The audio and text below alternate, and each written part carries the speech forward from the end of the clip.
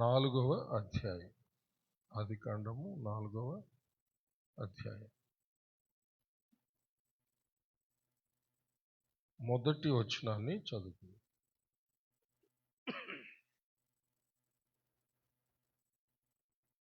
తీసారా? ఆదికాండము 4వ అధ్యాయము మొదటి వచనం. ఆదాము తన భార్య అయిన హవ్వను కూడినప్పుడు ఆమె గర్భవతి అయి కయీనును కని, యెహోవా దయ వలన నేనొక మనుష్యుని సంపాదించుకున్నాను అనెను. దేవుడు తన పరిశుద్ధ వాక్యమును మన ఆత్మీయ మేళ్ల నిమిత్తమై మన వెనుకడిలో దీవించునుగాక. ఆమేన్. దయచేసి కూర్చోండి.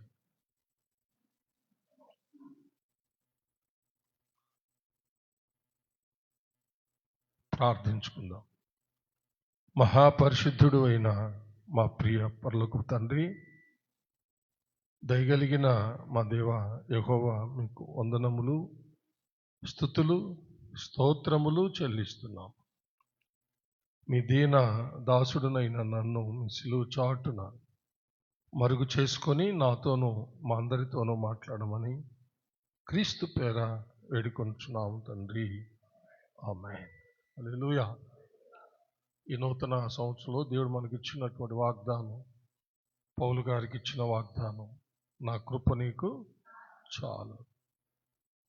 గత సంవత్సరం పరిశుద్ధాత్మ అభిషేకాన్ని గురించి, పరిశుద్ధాత్మ అభిషేకం యొక్క అవసరత గురించి, పరిశుద్ధాత్మ శక్తి ద్వారా జరిగే కార్యాల గురించి అనేకమైన విషయాలు నేర్చుకున్నాం. హల్లెలూయా. ఈ సంవత్సరం దేవుని చిత్తాన్ని బట్టి దేవుని కృపను గురించినటువంటి అనేక విషయాలు మనము ధ్యానించుకోబోతున్నాం. హల్లెలూయా. ఇప్పుడు చదివినటువంటి వాక్య భాగంలో ఆదాము అవ్వలకు పుట్టిన కుమారుని గురించి అక్కడ రాయబడింది. ఆదాము అవ్వలకు పుట్టిన మొదటి కుమారుడు కయ్యను. అయితే ఇక్కడ ఏం రాయబడి, పరిశుద్ధాత్మ దేవుడు ఏం రాయించాడంటే, అవ్వంట ఇలా అనుకుందంట. ఆదాము తన భార్య అయిన హవ్వను కూడినప్పుడు ఆమె గర్భవతి అయి కయీనును కని, యెహోవా దయ వలన నేనొక మనుష్యుని సంపాదించుకున్నాను అనిందంట. ఎవరు? హవ్వ.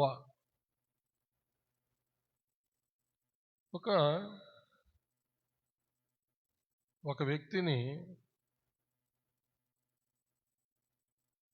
వెళ్ళగొట్టినప్పుడు, ఇంట్లో నుంచి వెళ్ళగొట్టినప్పుడు చూసే వాళ్ళకి ఏమనిపిస్తుంది?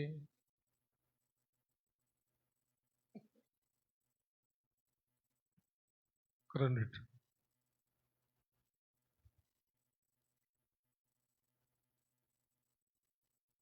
నేను వీడిని వెళ్ళగొట్టా,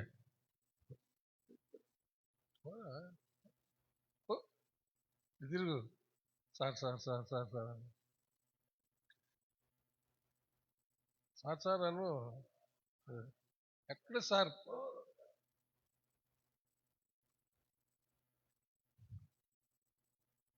కారా కూర్చో. ఏమనిపిస్తుంది మనం చూస్తే? ఎంత దయ దాక్షిణ్యం లేకుండా, ఎంత కృప లేకుండా వాడిని పాస్టర్ నెట్టేసాడండి, బతిలాడుతున్నా ఏడుస్తున్నా కూడా అని అనిపిస్తుంది కదా. హలో, చూడండి, నా వైపు చూడండి, మీకు ఏం అర్థమవుతుంది? తలలు దించుకుంటే మాట్లాడేటప్పుడు వినండి, తల ఎత్తి చదివేటప్పుడు చూడండి. ఎన్నిసార్లు చెప్పాలి మీకు? ఇప్పుడు నేను చూపించిన యొక్క చిన్న సాదృశ్యము ఏం కనపరుస్తుంది? ఏమనుకుంటారు? ఎంత కఠినుడండి ఆ సాల్మన్ పాస్టర్. వాడు ఏడుస్తున్నా కానీ, వాడు అరుస్తున్నా కానీ వాడు నిర్దాక్షిణ్యంగా వెళ్ళగొట్టి పడేసాడు అని చెప్పి అనిపిస్తుంది కదా. అలాగనే ఆదాము అవ్వల్ని దేవుడు ఏదెన్ తోటలో నుంచి వెళ్ళగొట్టించాడు. ఏదెన్ తోటలో నుంచి వెళ్ళగొట్టించాడు, తన దూతల చేత వెళ్ళగొట్టించాడు అనమాట. నేనంటే ఇప్పుడు తాకగలిగాను కాబట్టి నేను అతను నెట్టా. కానీ ఇందాక సహోదరుడు చక్కగా రాజేష్ కుమార్ గారు చక్కగా చెప్పేది. పాపిని కౌగిలించుకోవాలని తండ్రికి ప్రేమ అంట, కానీ ఆయన పరిశుద్ధుడు, పాపిని కౌగిలించుకోవడానికి వీలు కాదంట. అందుకని తన యొక్క సంకల్పాన్ని మార్చుకోలేదంట. తన యొక్క ఆశ ఆ పాపిని కౌగిలించుకోవడానికి తన కుమారుణ్ణి మానవ శరీరం ధరించి పంపించి, మానవ శరీరం ధరించి వచ్చినటువంటి కుమారులో తను కూడా ఉండి అప్పుడు వచ్చి కౌగిలించుకున్నాడంట. రా, ఇందాక దోసేసాను కదా, ఇప్పుడేమో కౌగిలించుకుంటా. ఇదేంద్ర బాబు, ఏదైనా ఆయన ఎవరిని భ్రమపరచడానికి ఏంది ఇదంతా? ఇందాకేమో తోచిపడేసాడు, ఇప్పుడేమో కౌగిలించుకుంటున్నాడు, ముద్దు పెట్టుకుంటున్నాడు మెడ మీద. ఏంది ఇది? ఏంది అసలు ఇదంతా? అదే జరిగింది. Thank you. చక్కగా చెప్పాడు రాజేష్ కుమార్ గారు. హల్లెలూయా. మహాపరిశుద్ధుడైన దేవుని ఆజ్ఞను అతిక్రమించి పాపం చేసి ఏదైనా తోటలో ఉండే అర్హతను కోల్పోయారు. వాళ్ళని వెళ్ళమంటే వాళ్ళు వెళ్ళలేకపోతున్నారు. ఎందుకు వెళ్ళలేకపోతున్నారంటే తండ్రితో వాళ్ళు చాలా చక్కని సహవాసంలో ఉన్నారు, ఒక కుటుంబంలో ఉన్నట్టు ఉన్నారు వాళ్ళు. అనుదినము చల్లపూట వారితో మాట్లాడడానికి పరలోకం నుంచి దేవుడు వస్తూ ఉన్నాడు, వారితో మాట్లాడుతూ ఉన్నాడు, వాళ్ళు మాట్లాడుతూ ఉన్నారు. చక్కగా జరుగుతూ ఉంది. చక్కని ఏదైనా తోట ఒకటి వాళ్ళకి సృష్టించి ఇచ్చాడు. దాన్ని తడపడానికి నదిని ఏర్పాటు చేశాడు. అది ఆ 3 చిలికలు కలిగి పారుతూ తడుపుతూ ఉంది. చక్కగా దాన్ని పండించి సేద్యం చేసుకుంటున్నారు, కాచుతూ ఉన్నారు. ఆ పండ్లు శ్రమ పడకుండా తింటూ ఉన్నారు. బాగా జరుగుతూ ఉందన్నమాట. ఒక రోజున దుష్టుడైనటువంటి దైవ విరోధైన సైతాను ఆ యొక్క తోటలో ప్రవేశించాడు. దేవుడు సృష్టించినటువంటి సమస్త జంతువుల్లో సర్పము చాలా కుయుక్తి కలిగిందిగా ఉందన్నమాట, చాలా తెలివి కలిగిందిగా ఉంది. దాంట్లో జొరబడ్డాడు. ఆ యొక్క తోట చెట్టుల్లో అన్ని చెట్ల ఫలాలు తినమన్నాడు దేవుడు. మంచి చెడ్డల తెలివినిచ్చు చెట్టు ఫలాలు మాత్రము తినద్దు, వాటిని తిన్న దినాన మీరు నిశ్చయముగా చస్తారని ఆజ్ఞ ఇచ్చాడు అన్నమాట. ఇప్పుడు ఆ చెట్లోకి ఎక్కింది ఈ పాము, ఈ సర్పం. సైతాన్ దూరాడు కదా, ఎక్కి కనిపెడతా ఉందన్నమాట అవ్వ కోసం. అవ్వట వచ్చింది తోటలోకి. వస్తూ ఉంటే ఆ చెట్టు ఫలాలు చాలా సౌందర్యవంతంగా ఆకర్షణీయంగా కనబడ్డాయి. అక్కడికి వెళ్ళి చూస్తూ ఉంది. ఉన్నట్టుండి సైతాను మాట్లాడడం మొదలుపెట్టాడు. ఆ సైతాను మాటలకు మోసపోయిందన్నమాట. ఆ సైతాను అనేక అబద్ధాలు చెప్పి మోసం చేసి దేవుడు ఆజ్ఞ ఇచ్చి తినవద్దని చెప్పినటువంటి ఆ పండ్లు కొన్ని తినేటట్టు చేసింది. హవ్వ తినడమే కాకుండా వాటిలో కొన్ని ఎత్తుకొని పోయి తన భర్తకు కూడా ఇచ్చింది, తను కూడా తినేశాడు అనమాట. వెంటనే ఇద్దరు మహిమను కోల్పోయారు. మహిమ వస్త్రము చేత కప్పబడినటువంటి వాళ్ళ మీద ఉన్న మహిమ వస్త్రము ఎప్పుడైతే వారు చేసిన ఆజ్ఞను అతిక్రమించి దేవుడు తినొద్దని చెప్పిన పండు తిన్న వెంటనే ఆ యొక్క మహిమ వెళ్ళిపోయింది. మహిమ వస్త్రం ఎప్పుడైతే వెళ్ళిపోయిందో వాళ్ళు నగ్నంగా ఉన్నారని వాళ్ళు తెలుసుకున్నారన్నమాట. అంటే మహిమ వాళ్ళను కప్పి ఉన్నది, వాళ్ళ యొక్క నగ్నత వారికి తెలియదు. వారు మహిమ అనే వస్త్రము చేత కప్పబడి చాలా మహిమతో నిండి ఉన్నారన్నమాట. ఎప్పుడైతే పాపం చేశారో, పాపం అంటే ఆజ్ఞాతిక్రమమే పాపం చేసినందువల్ల ఆ మహిమను కోల్పోయారు. అంటే ఒక వస్త్రం లాంటిది మహిమ వస్త్రం. ఆ మహిమ వస్త్రం పోయింది. ఇంకా వాళ్ళు నగ్నంగా కనబడ్డారు. వాళ్ళకే ఇక వాళ్ళ నగ్నతను చూసుకొని వాళ్ళు చెట్ల మధ్యకు పరిగెత్తారు. అంజూరపు చెట్టు ఆకులు తీసుకొని వాళ్ళు కుట్టుకున్నారన్నమాట వాళ్ళ దిశములను కప్పుకోవడానికి. ఈ లోపల ప్రభు తన యథాప్రకారము ఆయన చల్లపూట పరలోకం నుంచి వచ్చాడు. ఆదామా నువ్వెక్కడని చెప్పి ఆయన పిలిచాడు. ఆదాం అంటున్నాడు, నీ స్వరం విన్నప్పుడు నేను దిగంబరిగా ఉన్నాను కాబట్టి నేను చెట్ల భయపడి దాక్కున్నాను అన్నాడు అన్నమాట. అవును, నీవు నగ్నంగా దిగంబరిగా ఉన్నావని నీకు తెలిపింది ఎవరు? నీవు నాకు ఇచ్చావే భార్య, నాకు తోడుగా ఉండడానికి ఇచ్చావే, ఆమె ద్వారా ఆ పండ్లు తిని నా పరిస్థితిలా అయింది అని చెప్పాడు అనమాట. తర్వాత అవ్వను పిలిచాడు. ఎందుకు ఈ పని చేసావంటే సైతాన్ నన్ను మోసం చేసి అందువల్ల తిన్నాను అని చెప్పాను అనమాట. ఇది అయిపోయింది అక్కడ. ఇప్పుడు సైతాన్ని దేవుడు శపించడం మొదలుపెట్టాడు. చూడండి 3వ అధ్యాయంలో 14వ వచనం.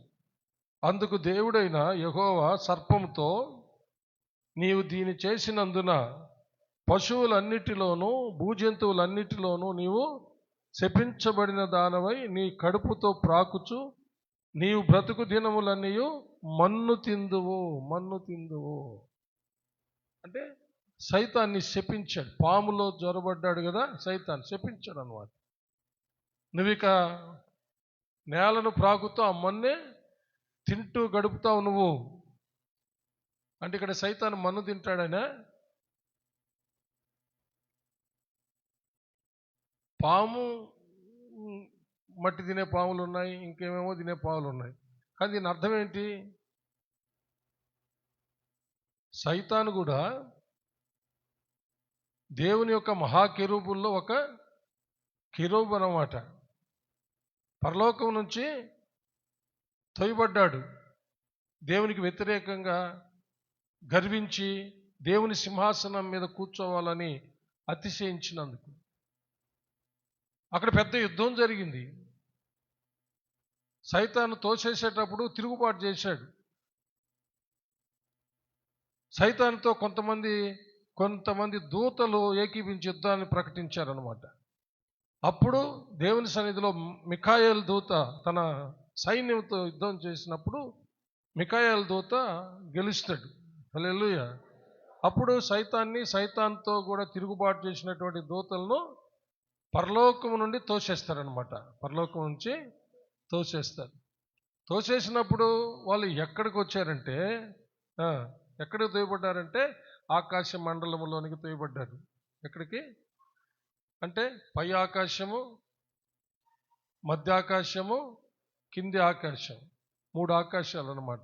అంటే మనం సూర్యచంద్ర నక్షత్రాలను చూసేది ఒక ఆకాశం, వాటి పైన ఒక ఆకాశం, దాని మధ్య ఆకాశం అంటాం. దానిపైన 3వ ఆకాశం పరలోకం అంటాం. ఆ పరలోకము నుండి ఆ మధ్య ఆకాశానికి వాళ్ళు తోయబడ్డారన్నమాట. అంటే సైతాను ఆ మధ్య ఆకాశంలో తన దూతలతో పాటు సంచరిస్తూ ఉన్నాడు. ఇప్పుడు దేవుడు శపించాడు. ఇప్పుడు దేవుడు శపించేమన్నాడు? నువ్వు మన్ను తింటూ నీ జీవితకాలం అంతా బతుకుతావు. అంటే మధ్యాకాశంలో నుండి వెరీ గుడ్ నేలపైకి తొయ్యబడ్డాడని దాని అర్థం. హలో, మధ్యాకాశం నుండి నేలపైకి తొయ్యబడ్డాడు అని దాని అర్థం. మనం అందుకనే ఈ భూమి మీద అందరినీ వాడు మోసం చేస్తూ నాశనం చేస్తూ ఉన్నాడు అన్నమాట ఈ భూమి మీద. అందుకనే నశించిన దాన్ని వెతక రక్షించడానికి మనిషి కుమారుడుగా ఈ లోకానికి ప్రభువు రావాల్సి వచ్చింది. హల్లెలూయా, దేవునికి మహిమ కలుగును గాక. తర్వాత ఒక విషయాన్ని ప్రభు అక్కడ చెప్పాడు. ఏం చెప్పాడంటే ఆ సైతాన్తోనే చెప్పాడు అనమాట. మరియు నీకును స్త్రీకిని నీ సంతానమునకును ఆమె సంతానమునకును వైరము కలుగజేసేదను, అది నిన్ను తల మీద కొట్టును, నీవు దానిని మడిమి మీద కొట్టుదువని చెప్పాను. హల్లెలూయా. సైతాన్తో మరొక విషయం చెప్పాడు. ఏ స్త్రీనైతే మోసం చేశావో నా కుమార్తెను, అదే స్త్రీ సంతానము ద్వారా నీ తలను నేను చితక తొక్కిస్తా. నీవు చితక తొక్కుతున్నటువంటి ఆ యొక్క వ్యక్తి మడిమి మీద నువ్వు కొడతావు. అందుకని అక్కడ అది అనే దగ్గర ఒకటని ఇంకేసి కింద ఫుట్ నోట్లు ఏముంది? ఆయన అంటే ఒక వ్యక్తిని పంపబోతున్నాడని చెప్తున్నాడు అనమాట. హల్లెలూయా. ఆ వ్యక్తే స్త్రీ సంతానములో పుట్టిన కన్యకైన మరియ అనే స్త్రీలో కన్యకలో పుట్టిన మన ప్రభు అయిన యేసుక్రీస్తు. హల్లెలూయా. అంటే ఎప్పుడు వాగ్దానం చేశాడు ఇది? ఏదైనా తోటలోనే వాగ్దానం చేశాడు. చప్పలు కొట్టి దేవుణ్ణి మహిమపరుస్తాం. యేసు ప్రభు మానవ శరీరంగా ఈ లోకానికి వచ్చి ఆయన శిలువ యాగము ద్వారా లేక యజ్ఞము ద్వారా సైతాన్ యొక్క తలను చితక్కొట్టేటప్పుడు యేసు ప్రభు యొక్క మడిం మీద ఆ పాము సర్పము కొడుతుంది. దాని అర్థం ఏంటంటే ప్రభువుకు కలిగిన శ్రమలు. అంటే ప్రభు శ్రమ కలిగజేశాడు, అది వేరే. సైతాను ద్వారా అన్యాయంగా అక్రమంగా రోమా ప్రభుత్వం ద్వారా వచ్చినటువంటి శ్రమ అన్నమాట. అంటే లోకాధికారిగా చలామణి అవుతున్నటువంటి సైతాను లోక రాజుల్ని, గవర్నర్స్ని, లోక ప్రజలందరినీ కూడగట్టుకొని ఏ నేరము చేయని యేసు ప్రభు మీద నేరము మోపి ఆయనను సిలువకు కొట్టించింది అన్నమాట. ఆ విషయాన్ని చెప్తున్నాడు. ఒక భాగం వచ్చి మనలను రక్షించటానికి దేవుని న్యాయ తీర్పు ప్రకారం ఆయన శ్రమ పెట్టబడ్డం ఒక భాగం అయితే, అన్యాయపు తీర్పు అనేది మడిం మీద కొట్టడం అన్నమాట. దేవుని న్యాయ తీర్పు నీ కోసం నా కోసం సర్వలోక ప్రజల రక్షణ కోసము ఆయన శ్రమ పెట్టాడు తన కుమారుణ్ణి, నలగగొట్టాడు తన కుమారుణ్ణి. అది వేరే. నలగగొట్టింది వేరే, శ్రమ పెట్టింది వేరే, మడిం మీద కొట్టింది వేరే. మడిం మీద కొట్టింది ఏంటంటే ఆ ప్రభుత్వము అన్యాయంగా తీర్పు తీర్చి ప్రభువుని కొట్టించినటువంటి స్థితి అన్నమాట. ఇది అర్థం కావాలంటే యెషయా గ్రంథం 53వ అధ్యాయంలోకి రండి. అన్యాయపు తీర్పును పొంది ఆయన కొనిపోబడెను అనే మాట చదవమా. హల్లెలూయా. 8వ వచనం. అన్యాయపు తీర్పు నొందిన వాడై అతడు కొనిపోబడెను. అతడు నా జనుల అతిక్రమమును బట్టి మొత్తబడెను కదా. సజీవుల భూమిలో నుండి అతడు కొట్టివేయబడెను. అయినను అతని తరం వారిలో ఈ సంగతి ఆలోచించిన వారెవరు? అన్యాయపు తీర్పు నొంది. ఇదనమాట ఆ మడి మీద కొట్టడం. దేవుని గొర్రె పిల్లగా ఇంటున్నారా? నా వైపు చూడాలా. దేవుని గొర్రె పిల్లగా బలి అవడము దేవుని చిత్తం. హల్లెలూయా. దేవుని గొర్రె పిల్లగా బలి అవ్వడం దేవుని చిత్తం. అన్యాయపు తీర్పు తీర్చి ఆయన అన్యాయంగా కొట్టడం వేరే పరిస్థితి. అంటే అది సైతాన్ రాజ్యం చేసిన పని అన్నమాట. అది అక్కడ తెలియజేశాడు ముందుగానే ప్రభు. దేవుని గొర్రె పిల్లగా ఆయన బలి ఎందుకు అవ్వాల్సి వచ్చింది? అది దేనికి సూచనగా ఉంది అంటే, స్త్రీతో తర్వాత మాట్లాడుతున్నాడు చూడండి. ఆయన స్త్రీతో నీ ప్రయాసమును నీ గర్భవేదనను నేను మిక్కిలి హెచ్చించెదను, వేదనతో పిల్లలను కందువు, నీ భర్తేడల నీకు వాంఛ కలుగును, అతడు నిన్ను ఏలునని చెప్పెను. అవ్వ దేవుడు తినొద్దని చెప్పినటువంటి ఆ పండు తిన్నందుకు అవ్వను దేవుడు శపించలేదు, కానీ ఆమె గర్భ వేదనను ఎక్కువ చేశాడు, మిక్కిలి ఎక్కువ చేశాడు అనమాట. దేవుడు తన బిడ్డల్ని ఎప్పుడూ శపించడం ఆయనకి ఇష్టమే లేదు. హల్లెలూయా. దేవుడు శపించడు. చప్పలు కొట్టి దేని మహిమపడతాడు.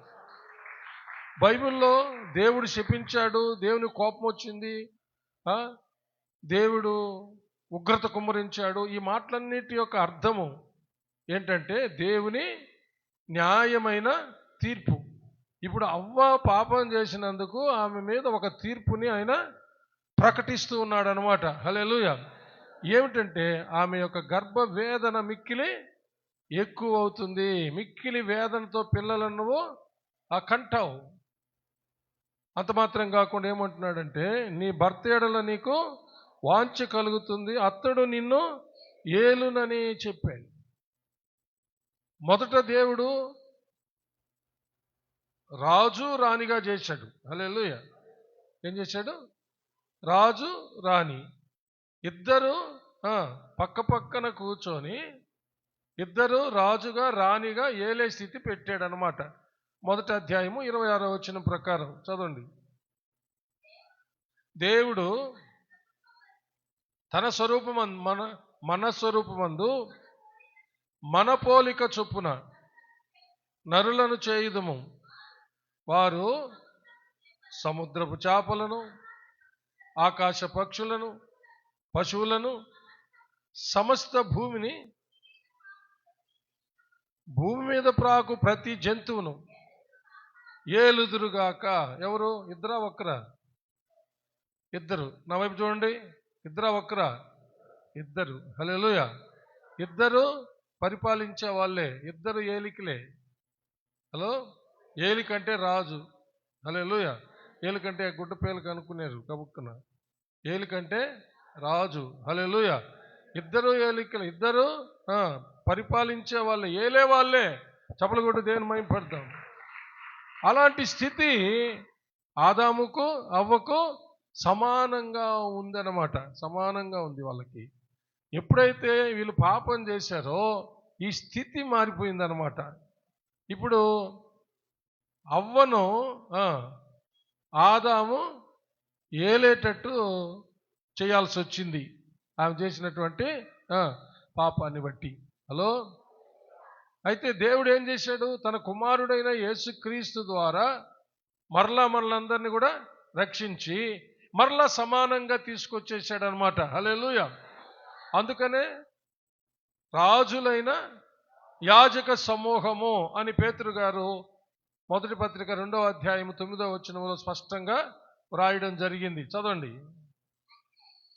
అయితే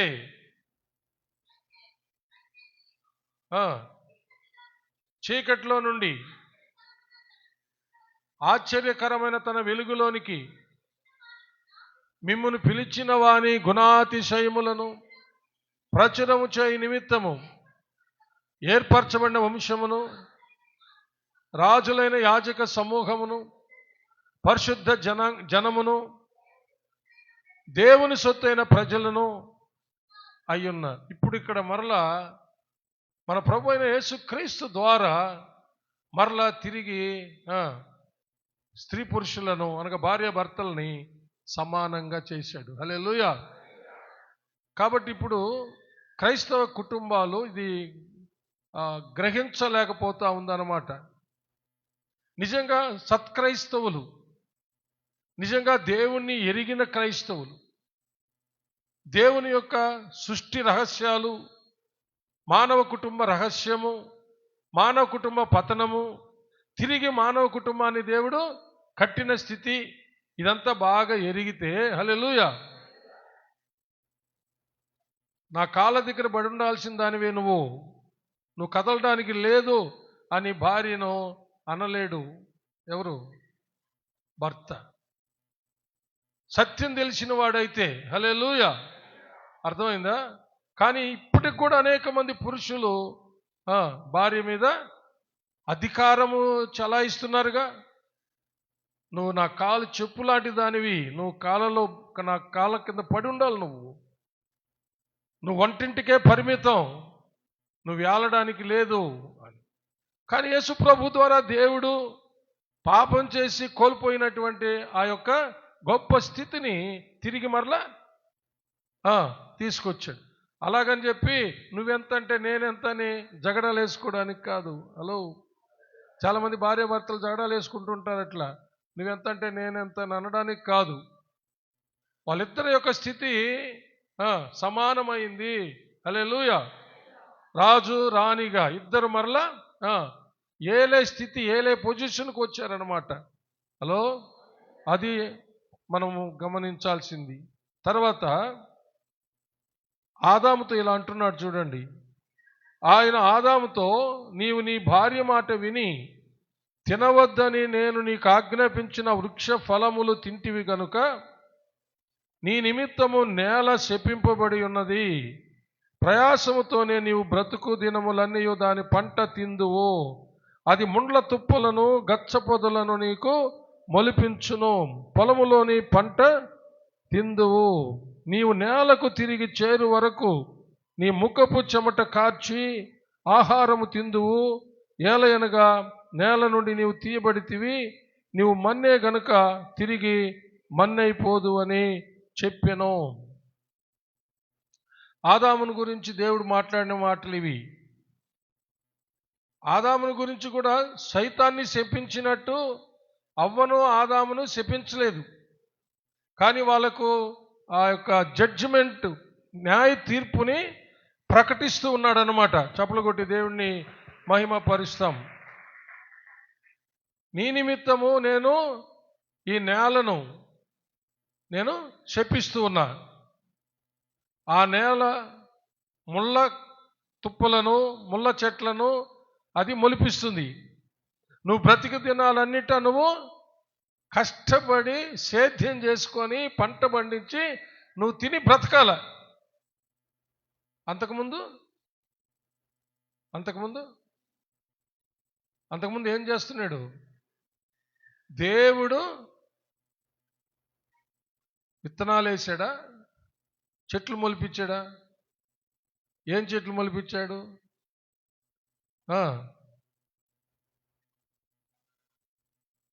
వాళ్ళు తినగలిగిన ప్రతి ఫలాలు ఇచ్చే చెట్లను మొలిపించాడు. హల్లెలూయా. చెట్లనే మొలిపించాడు దేవుడు. హల్లెలూయా. విత్తనం వేసి విత్తనం పెరిగి చెట్టై ఫలాలు కాదు, ఫలాలు ఇచ్చే చెట్లనే దేవుడు మొలిపించాడు అనమాట. చప్పలు కొట్టి దేని మహిమపడతాం. చిన్నప్పుడు తమాషాగా ఆడుకునే వాళ్ళం. కొంతమంది పెద్దవాళ్ళు కూడా మాట్లాడుకుంటా ఉంటే విన్నా నేను, రేయ్ చెట్టు ముందా విత్తనం ముందా చెప్పరని. ఏం చెప్తాం మనం? చెట్టు ముందని చెప్తాం. ఎట్లా తెలుసు చెట్టు ముందని? విత్తనం లేకుండా చెట్టు ఎట్ట వచ్చిందని వాదించేవాళ్ళు అన్నమాట.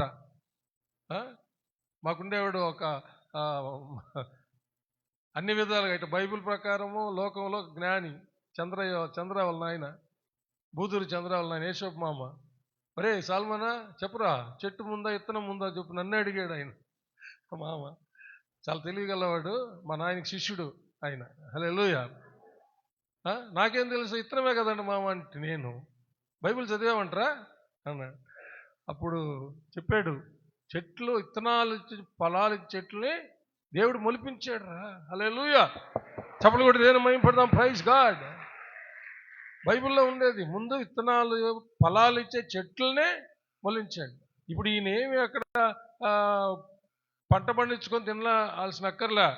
ఏం చెప్పాడు? దానికి నీళ్లు కట్టుకోవడం, దాని కాపలా గాయడం, ఆ ఫలాలు హ్యాపీగా తింటూ ఉండడమే. అది కోల్పోయాడు ఇతనం. అవ్వాదం ఎప్పుడు దేవుడిచ్చిన ఆజ్ఞ అతిక్రమించి పాపులైన తర్వాత దాన్ని కోల్పోయాడు అన్నమాట. అయితే హల్లెలూయా, క్రీస్తు యేసునందు మరలా మనలను చాలా సుఖవంతమైన స్థితికి తీసుకొచ్చాడండి. హల్లెలూయా. చప్పలు కొట్టి దేవుని మహిమపడదాం. ప్రైజ్ అలా. అలాగని ఇప్పుడు సోమరులుగా ఉండమని నేను చెప్పట్లేదు. దేవుడు ఆయన బిడ్డలకు ఏం చేశాడంటే, హల్లెలూయా, ఎవరో కష్టపడి చేసినటువంటి దానిని స్వతంత్రించుకునేటట్టు చేస్తా ఉన్నాడు. హల్లెలూయా. దేవునికి మహిమ కలుగును గాక. కనాను దేశం సంగతి ఏమిటి? ఐగుప్తులో ఉన్నారు వీళ్ళు. 430 సంవత్సరాలకు పైగా ఉన్నారు. తర్వాత అక్కడి తీసుకొచ్చాడు. వీళ్ళు కనాన్ దేశానికి వచ్చేటప్పటికే వీళ్ళు కట్టని ఇండ్లు ఉన్నాయి, అక్కడ వీళ్ళు కట్టని కోటలు ఉన్నాయి, వీళ్ళు వేయని తోటలు ఉన్నాయి, ఫలవృక్షాలు ఉన్నాయి, గోధుమ చేలు ఉన్నాయి, ద్రాక్ష వనాలు ఉన్నాయి, అంజూరపు వనాలు ఉన్నాయి, ఖర్జూరపు వనాలు ఉన్నాయి. హలో, వీళ్ళు దాన్ని స్వతంత్రించుకోమన్నాడు. హల్లెలూయా. చప్పలు కొట్టి దేవుని మహిమపడదాం. Praise the lord. దేవుడు అద్భుత ఆశ్చర్య కార్యాలు చేస్తాడు నీ జీవితంలో, నా జీవితంలో, మన జీవితంలో. యేసయ్యని నీవు సొంత రక్షకుడుగా అంగీకరిస్తే. హల్లెలూయా. దేవునికి మహిమ కలుగును గాక. తర్వాత 20వ వచనం. ఆదాము తన భార్యకు హవ్వ అని పేరు పెట్టెను. ఏలయనగా ఆమె జీవం గల ప్రతి వానికి తల్లి. హల్లెలూయా. తర్వాత దేవుడైన యెహోవా ఆదామునకును అతని భార్యకును చర్మపు చొక్కాయలను చేయించి వారికి తొడిగించెను. హల్లెలూయా. ఇది కృప. హలో, ఇది కృప. అందుకని ఆ పాట పాడించింది. హల్లెలూయా. ఇది కృప, ఇది దయ. హల్లెలూయా. చప్పలు కొట్టి దేవుని మహిమపడతాం. ఇప్పుడు వాళ్ళు ఏదైనా తోటలో ఉండకుండా వెళ్ళగొట్టాల్సిన పరిస్థితి తెచ్చుకున్నారు. అయితే వాళ్ళు దిగంబరులుగా ఉన్నారు, నగ్నంగా. ఇప్పుడు వారు ఏదైనా తోటలో ఉన్నంత వరకు వాళ్ళకి భద్రత, సుఖము, సంతోషం, అంతా క్షేమమే. కానీ ఇప్పుడు ఏదైనా తోటలో నుంచి బయటికి పంపాల్సిన పరిస్థితి వచ్చింది. ఇప్పుడు వాళ్లకు దేవుడు ఒక రక్షణ ఏర్పాటు చేసి పంపిస్తున్నాడు అన్నమాట. హల్లెలూయా.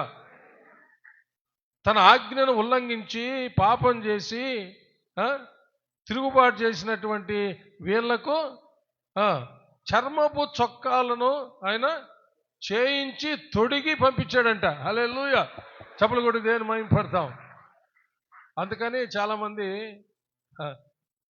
టైలర్స్ మాట్లాడుకుంటా ఉంటే ఒకసారి శాండీ నాయన ప్రసంగం చేస్తూ మొట్టమొదటి టైలర్ ఎవరు అనుకున్నారు? దేవుడే కదా అని ప్రసంగం చేశాడు ఒకసారి ఈ సందర్భాన్ని. హల్లెలూయా. ఏదైనా తోటలో జంతువుల్ని చంపి ఆ యొక్క చర్మాన్ని తీసి చొక్కాయిలు చేసి హవ్వకు ఆదాము యొక్క దిశములను కప్పి అప్పుడు వాళ్ళని బయటకు పంపించాడంట. హల్లెలూయా. ఏం చేయాల్సి వచ్చింది? అక్కడ జంతువుని చంపాల్సి వచ్చింది. హల్లెలూయా. వాళ్ళ దిశముల కప్పడానికి. అదేవిధంగా గుర్తుపెట్టుకోండి. హల్లెలూయా. పాపం చేసి మహిమను కోల్పోయినటువంటి నిన్ను నన్ను తిరిగి మహిమ వస్త్రముతో కప్పడానికి. హల్లెలూయా. అక్కడ చర్మపు చొక్కాలు కప్పడానికి ఒక జంతువుని ఎలాగైతే చంపి ఆ యొక్క చర్మాలని వస్త్రాలుగా చేసి ఇచ్చాడో, హల్లెలూయా, దేవుని గొర్రె పిల్లగా మన ప్రభు అయిన యేసుక్రీస్తుని లోకానికి పంపి ఆ గొర్రె పిల్లను చంపి, హల్లెలూయా, ఆయన ద్వారా హల్లెలూయా మనకు పాపం చేసి కోల్పోయిన మహిమ వస్త్రాన్ని మరలా కప్పాడు. చప్పలు కొట్టి దేవుని మహిమపడదాం. ఇది ఆ యొక్క వాగ్దాన ఫలం. ఏ స్త్రీనైతే నువ్వు మోసం చేసావు అదే స్త్రీ సంతానం ద్వారా నీ తలను నేను చితక తొక్కిస్తా, నీవు మడి మీద కొడతావు. ఆ విధంగా యేసుప్రభు వచ్చాడు, సాతాను యొక్క తలను చితక తొక్కాడు, సైతాను మడి మీద కొట్టాడు. ఇందాక చెప్పాను, అది అన్యాయపు తీర్పు లోకం ఇచ్చింది. కానీ దేవుడు చేసిన ఏర్పాటు ఏంటంటే, ఆ రోజు ఏదైనా తోటలో ఒక జంతువును చంపి దాని చర్మాన్ని తీసి చర్మపు చొక్కాలు తయారు చేసి వాళ్లకు తొడిగి పంపించాడే. హల్లెలూయా. అదే విధంగా పాపం చేసి కోల్పోయినటువంటి మహిమ వస్త్రాన్ని తిరిగి మనకు ధరింప చేయడానికి తన ఏకైక కుమారుడైన యేసుక్రీస్తుని లోకానికి దేవుని గొర్రె పిల్లగా పంపి, హల్లెలూయా, ఆయనను బలిచ్చి చంపి, హల్లెలూయా, ఆయన ద్వారా మనకు మహిమ వస్త్రాన్ని ఆయన ధరింప చేశాడు. హల్లెలూయా. అదే పౌలు గారు చెప్పిన అద్భుతమైన సత్యం. గలతీయులకు రాసిన పత్రిక 3వ అధ్యాయంలో 27వ వచనం ఒకసారి చూడండి.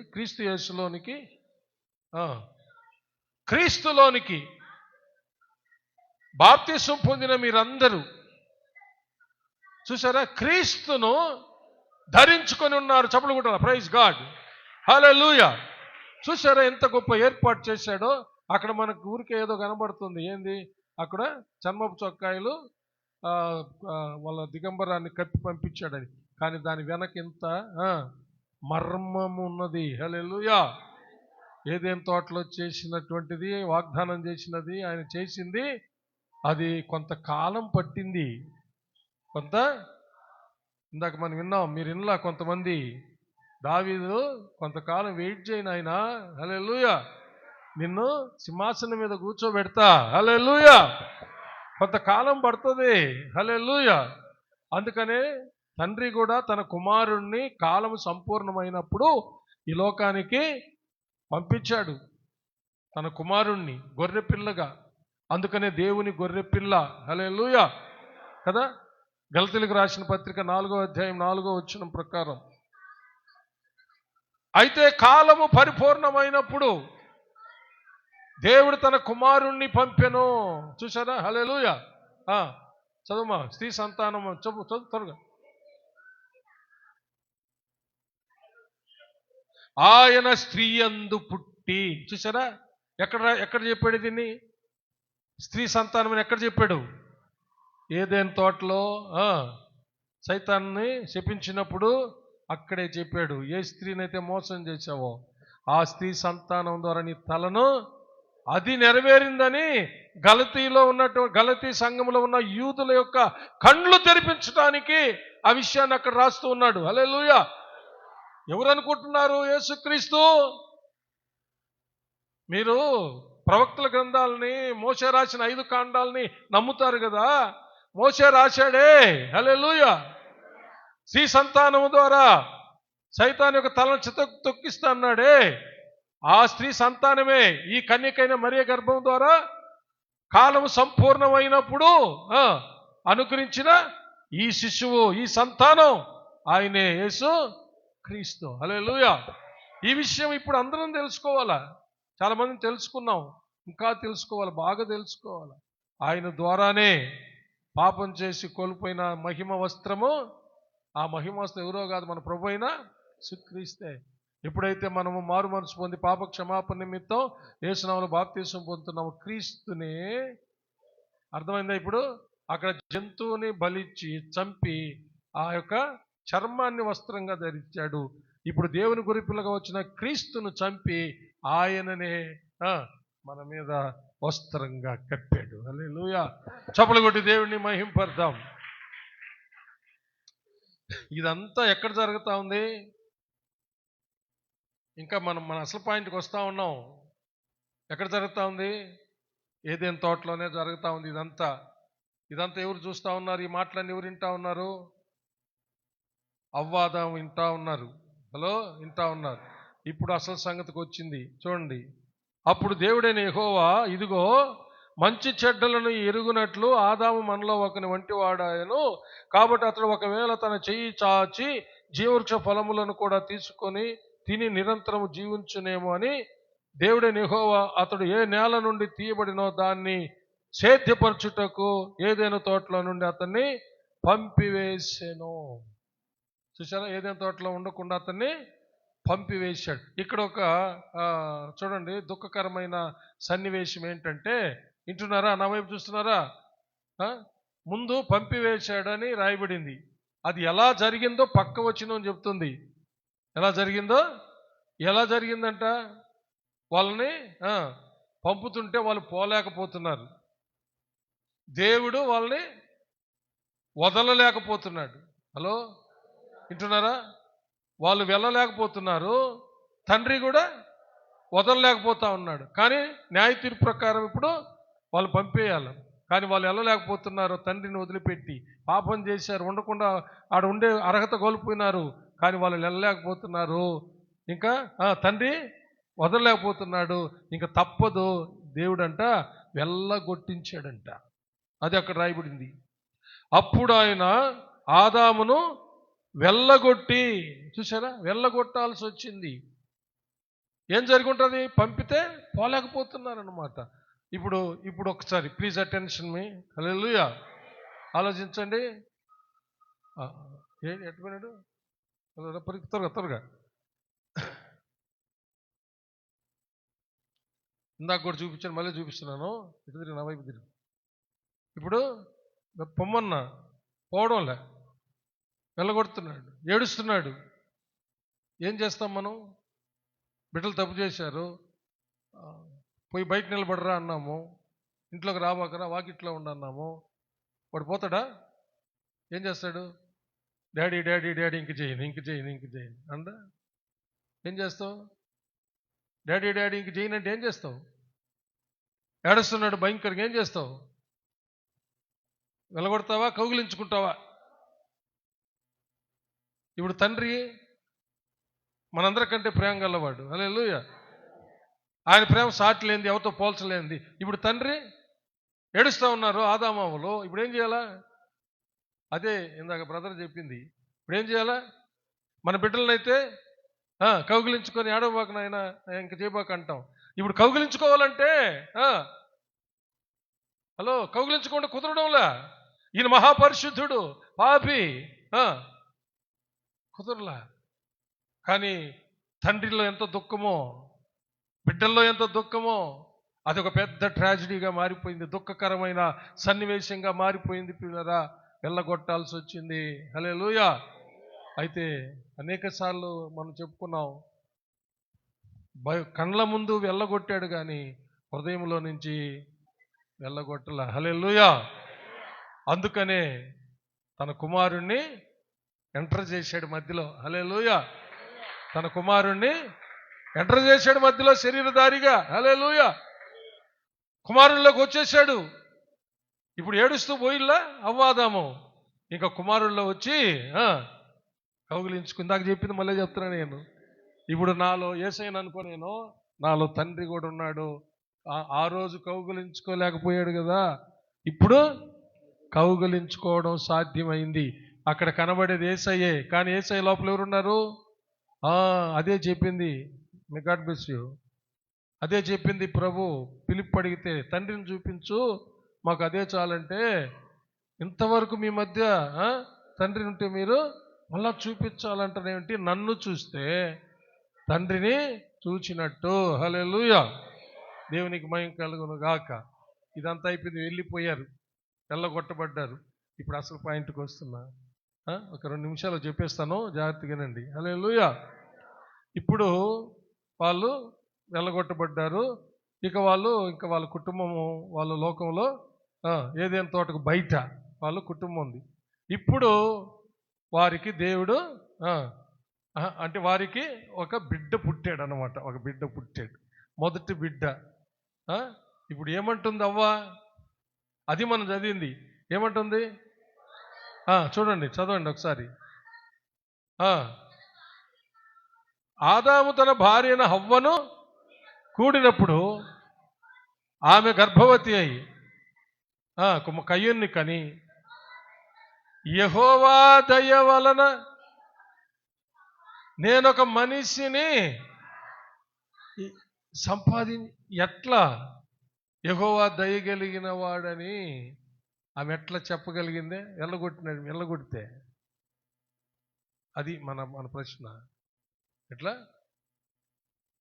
ఏదైనా తోటలో నుంచి వెళ్ళగొట్టాడు కదా, ఇప్పుడు తను అంటుంది ఏమని అంటే, వెళ్ళగొట్టినటువంటి యెహోవా దయ అంటే ఎలా తనకు అది అర్థమైంది అంటే, ఏదైనా తోటలో సైతాను తను ఆదాముతో కలిగిన సంభాషణ దేవుడు మాట్లాడాడే, ఇవన్నీ ఆలకిస్తా ఉంది. హల్లెలూయా.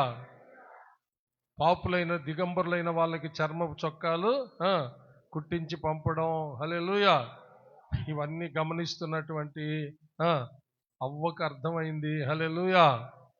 దేవుడు ఎంతో దయగల దేవుడని. హల్లెలూయా. ఎంతో కృపగల దేవుడని. లేకపోతే ఆయనకు వ్యతిరేకంగా పాపం చేసి దిగంబరులమై పాపులమై ఉంటే చర్మపు చొక్కాలు తొడిగి పంపిస్తాడా? హల్లెలూయా. మాకెంత రక్షణ కలిగజేశాడు, భద్రత కలిగజేశాడు. హల్లెలూయా. ఆ దేవుడు దయగల దేవుడు. హల్లెలూయా. కృపగల తండ్రి. హల్లెలూయా అని ఆ రోజే గ్రహించింది. హల్లెలూయా. అందుకని బయటికి వచ్చినా కానీ, వినండి జాగ్రత్తగా, లోకంలోకి వచ్చేసినా కానీ ఆ దయ్యను వెతికింది అవ్వ. హల్లెలూయా. ఏ దయ్యను వెతికింది? ఏ దయ్య నుంచి బయటకు వచ్చిందో ఆ దేవుని దయ్యనే వెతికింది. హల్లెలూయా. అందుకనే చెప్పగలుగుతా ఉంది, నా దేవుని దయ వలన నేను ఒక కుమారుణ్ణి సంపాదించుకున్నానని. హల్లెలూయా. చప్పలు కూడా దేని మహిమపడతాం. చూసారా, దేవుని దయను వెతికినటువంటి ఆమె గర్భము తెరవబడింది. హల్లెలూయా. ఏదైనా తోటలోకి వెళ్ళకుండా ద్వారం మూయబడింది. హల్లెలూయా. హలో, వాళ్ళు చేసిన పాపాన్ని బట్టి. కానీ లోకములో యెహోవా దయ వలన ఆమె గర్భము తెరవబడింది. చప్పలు కొట్టి దేవుణ్ణి మహిమపరుస్తాం. హల్లెలూయా. ఏ ద్వారము తెరవబడాలన్నా చెప్పండి, ఏ ద్వారము నీ కొరకు శుభకరమైన మంచి ద్వారం తెరవబడాలంటే నీవు నేను ఆశ్రయించాల్సింది దేవుణ్ణే. నీవు పొందుకోవాల్సింది, ఎతకాల్సింది ఆయన దయ, ఆయన కృప, ఆయన కరుణ కటాక్షాలే. హల్లెలూయా. ఎతుకుతామా? హల్లెలూయా. అందరు నిలబడండి. ఏ విషయంలోనైనా సరే నీకు దేవుడు ద్వారము తెరవబోతున్నాడు ఈరోజు ఆయన కృప ద్వారా, దయ ద్వారా. హల్లెలూయా. దిగులు పడకు, కుంగిపోకో. అవ్వ దిగులు పడలా, కుంగిపోలా. తన తండ్రి, తను సృష్టించిన తండ్రి ఎంత దయగలవాడో తెలుసుకుంది. హల్లెలూయా. తెలుసుకునేటట్టు తను దేవుడు చేశాడు. వాళ్ళు చూస్తూ ఉన్నారు, వింటూ ఉన్నారు. ఆ గొప్ప ప్రేమగల, దయగల, కృపగల తండ్రి వారికి అర్థమైంది. అందుకనే ఈ లోకంలో ఈ భయంకరమైన గచ్చ పొదల మధ్య, ఈ క్రూర మృగాల మధ్య, ఈ క్రూర సర్పాల మధ్య, ఈ సైతాన్ అనే ఘట సర్పంతో ఉన్నటువంటి పోరాటాల్లో మనం బతకాలంటే, క్షేమంగా ఉండాలంటే దేవుని దయ కావాల్సిందే అని వాళ్ళు గ్రహించారు. కనుకనే ఆదామవ్వలు లోకములోకి వెళ్ళగొట్టబడిన దేవుని దయను వెతికారు పిల్లరా. అందుకే వారికి ద్వారాలు తెరవబడ్డాయి. చప్పలు కొట్టి దేవుణ్ణి మహిమపరుస్తాం. నీకోసం, నీకు అవసరమైన ద్వారం దేవుడు ఈరోజు తెరుస్తాడు. ఈరోజు తెరవబోతున్నాడు. చేతులు ఎత్తి కళ్ళు మూసుకొని 2 నిమిషాలు అడగండి, నీకు ఏ ద్వారం తెరవబడాలో. Please don't waste your time. నీ సమయాన్ని వ్యర్థం చేసుకోవద్దు. Please raise your hands. చేతులు పైకెత్తి అడగండి, ఏ ద్వారం నీకు తెరవబడాలో. ఏదైనా సరే దేవుని దయ వలనే, దేవుని కృప వలనే, ఆయన కరుణ కటాక్షాల వలనే. ప్రార్థించండి ప్లీజ్. ఒక పల్లవి, ఒక చరణం మార్టిన్ పాడుతూ ఉంటాడు, దేవుని కృప వలన అనేది. ఈ 2 ఒక పల్లవి చరణం పాడే లోపల మీ యొక్క ప్రార్థన ముగించుకోండి. అందరూ కళ్ళు మూసుకోండి, కళ్ళు తెరవండి. హల్లెలూయా. రాబాబా ఔరీ రాబాబా. తప్పక నమ్ము. సరే, నీకు అవసరమైన ద్వారాన్ని ఈరోజు నువ్వు నమ్మినట్లయితే ద్వారం తెరిచి నీకు సహాయం చేస్తాడు. ఎస్, ఏదైనా సరే. ఎస్, తీసుకోరా. Praise the Lord, praise the Lord. Hallelujah. ప్రార్థించండి. Praise the Lord. మీరెవరు పాట పాడద్దు, మీరు మాత్రం ప్రార్థన చేస్తాను. నీకు అవసరమైన ద్వారాలు దేవుడు తెరుస్తున్నాడు. ఇప్పుడు తెరుస్తున్నాడు. ఈరోజు దేవునికి సమస్తం సాధ్యం. ఆయన దయను వెతుకు, ఆయన కృపను వెతుకు. అమ్మా, తమ్ముడు, చెల్లి, నన్ను మరచిపోలేవు, నిన్ను విడిచి నా దేవుని కృప వలన సమస్తము సమకూడి జరుగును. ప్రార్థన చేస్తున్నాడు. హల్లెలూయా. నా దేవుని కృప వలన సమస్తము సమకూడి జరుగును. నాకులేమి లేనే లేదు, అపాయమేమియు రానే రాదు, నాకు లేమి చెల్లి, తమ్ముడు, అన్న, దయగల దేవుడు మన మధ్య సంచరిస్తున్నాడు. ఏదైనా తోటలో నుంచి వాళ్ళని వెళ్ళగొట్టాడు, కానీ వారు తన హృదయంలో నుంచి వెళ్ళగొట్టలేదు. తన కుమారుని పంపించి తన కుమారులో కౌగిలించుకున్నాడు. సమకూడి జీవితంలో దిగులు పడవద్దు, కుంగిపోవద్దు. దేవుని కృప నీకు అవసరమైన ద్వారాన్ని నువ్వు నమ్మినట్లయితే ఈరోజు తెరవబోతున్నాడు. కరువులో కష్టాలలో కరువులో కష్టాలలో బలపరచును. నమ్ము సహోదరి, నమ్ము సహోదరుడా, బలపరచును. నా దేవుని కృప వలన సమస్తము సమకూడి జరుగును. నా దేవుని కృప వలన సమస్తము సమకూడి జరుగును. నీ జీవితంలో నువ్వు నమ్మినట్లయితే సమస్తము సమకూడి జరుగుతాయి. నువ్వు నమ్మితే ఇది మొదలుకొని ఈ క్షణం మొదలుకొని నీ జీవితంలో అన్ని సమకూడి మేలులు జరుగుతాయి. దేవుడు ద్వారాలు తెరుస్తాడు. ప్రతి మంచి ద్వారం నీ కోసం తెరుస్తాడు. నా దేవుని కృప వలన సమస్తము సమకూడి జరుగును. నా దేవుని కృప వలన సమస్తము సమకూడి జరుగును. సమస్తము సమకూడి జరుగును. సమస్తము సమకూడి జరుగును. సమస్తము సమకూడి జరుగును. సమస్తము సమకూడి జరుగును. సమస్తము సమకూడి జరుగును. సమస్తము సమకూడి జరుగును. నా దేవుని కృప వలన